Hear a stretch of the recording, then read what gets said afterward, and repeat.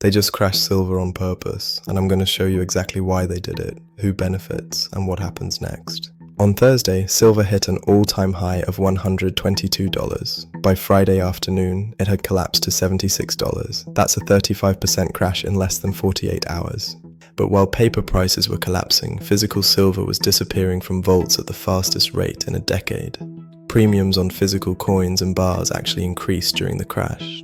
When paper price crashes and physical disappears simultaneously, that's not a market correction. That's coordinated accumulation. I'm Julian Weber, and this is the Aurelian Report. The futures market is massively over-leveraged. There are roughly 890 million ounces of paper claims, backed by only 77 million ounces of registered physical silver. When you have that level of leverage, any catalyst triggers a cascade. Stop-loss orders, margin calls, and algorithms amplify the move until you have a total market crash. The silver market is in persistent backwardation, spot prices trading above futures, which signals extreme immediate demand.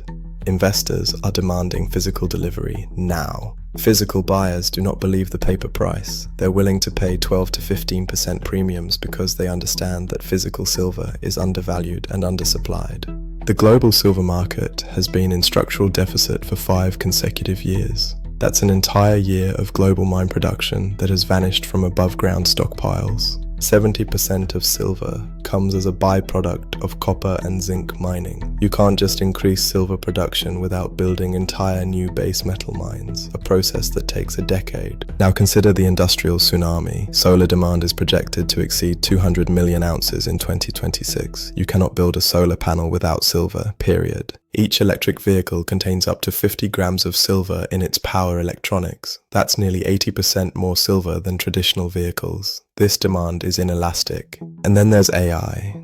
AI chips require significantly more silver for thermal management. This isn't discretionary demand, this is required infrastructure.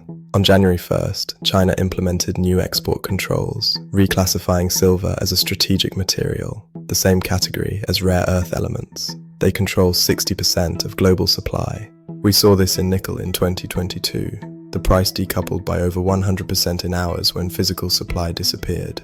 Silver is heading toward the same breaking point. In 2020, JP Morgan admitted to manipulating precious metals and paid a record $920 million fine. Traders were literally jailed for fraud. The paper market tells you silver crashed. The physical market tells you silver is being accumulated. One of these is telling you the truth. The question isn't whether silver reprices higher, the question is whether you understand what's happening before it does. I'm Julian Weber, stay sharp.